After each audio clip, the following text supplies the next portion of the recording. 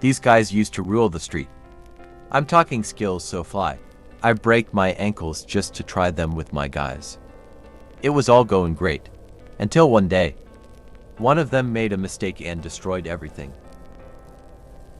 Billy Wingrove and Jeremy Lynch are the two dudes who make up the F2. Their iconic skills dribbles. Insane controls, yep. It's all of them. But you see guys, it didn't just start like that. They didn't just wake up one day and decide, we're gonna become famous now. They each had different paths on their collision course with destiny.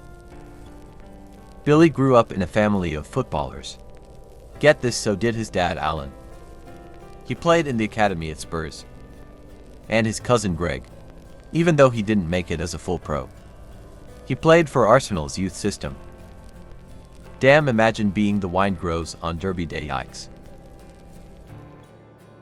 See, Billy had all these guys around him. And he was kind of hoping someday he'd go pro too.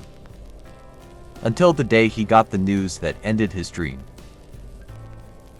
He was 11 when tragedy struck. The guy at Spurs Academy called him into the office. And that's when they dropped the news. We're sorry, Billy, but we're gonna have to release you. You're too small. Billy could have given up, so he took the next step in his career to go play at the youth level for a local club called Enfield Town, and from there, had a stint at being sent by Bro for Ware FC. But this wasn't enough for Billy. He knew that he had to do something else to sustain himself, or else it was gonna be all over him. So he came up with a brilliant idea that was gonna change his life. See, Billy had been doing freestyle for years to back himself up, but when he teamed with a certain guy, the rejected kid at Spurs became a king in London. Unlike Billy, Jeremy didn't grow up in a family full of pro footballers. He loved football as a kid. I mean, who didn't anyways? He loved football. And one day, all it took was one clip for him to make the biggest decision of his young life. Jeremy was only 13 when he saw this clip. And that's when he knew. He just wanted to do one thing. And one thing only.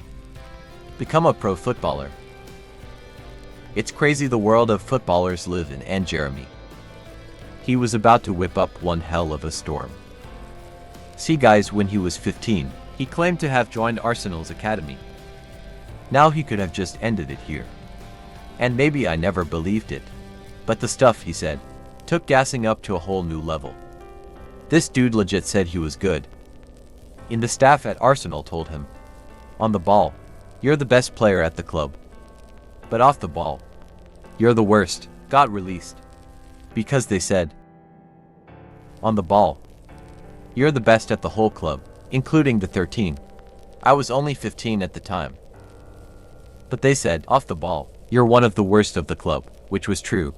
And that's why he got released.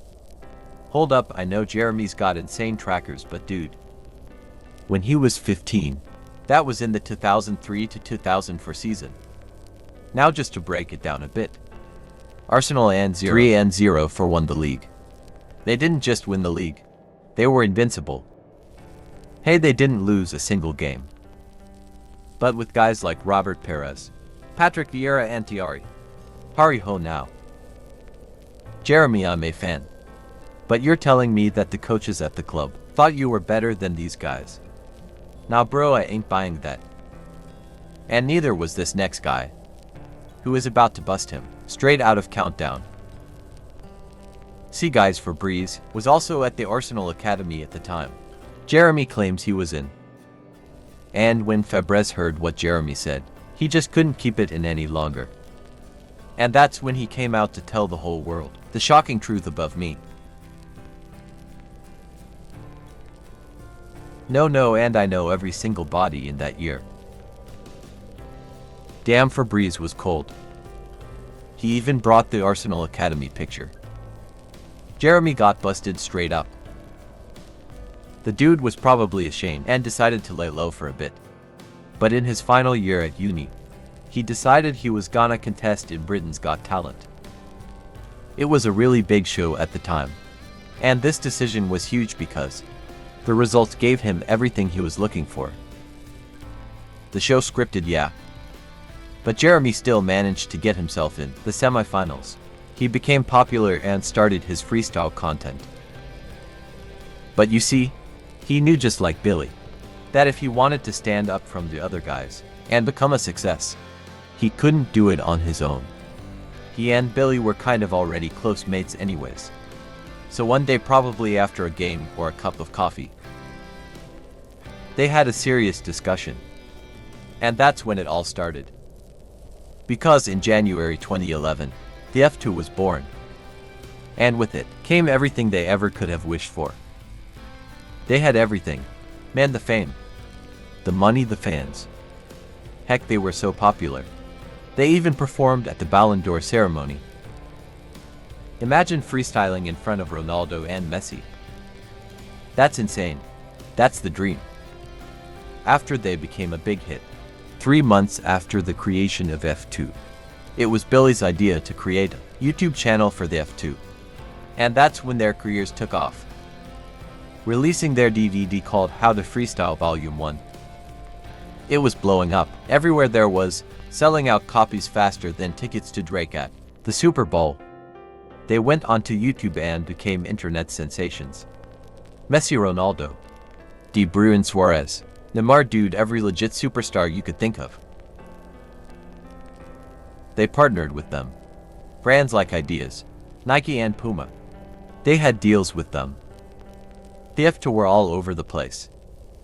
They were gonna reach the top, until the cracks started to show. And one day, the whole world got to see that F2 project had fallen so hard. The grade was F9. Things were looking great from the outside. They had all the money coming in, racking up views, and getting mega sponsorship, endorsements. But on the inside, the F2 was falling apart. And all it took was one event for the whole world to see. You see, back then, the Wimbledon Cup was a huge deal. It used to feature ex-footballers and famous YouTubers, players like Stevie G, who play on it. And of course, the F2 had featured in it as well. But in the 2018 edition of the competition, it was gonna be the last ride. So here's where it went down, guys. In March 2018, the F2 and another YouTube duo called XO were supposed to make a video together. But the thing is, the XO wasn't down with Jeremy's attitude. Plus, they were on different vibe zones, man. They even played a game of Mr. and Mrs. And the F2 doesn't roll with that. It became pretty clear that the video wasn't going to work, so they tried again. You know that saying, if you fail once, you gotta try again. Well, that wasn't the case here. Because they went a second time, and it got even worse. With just a day to go to the competition, Stephen Trees got angry about a couple of things.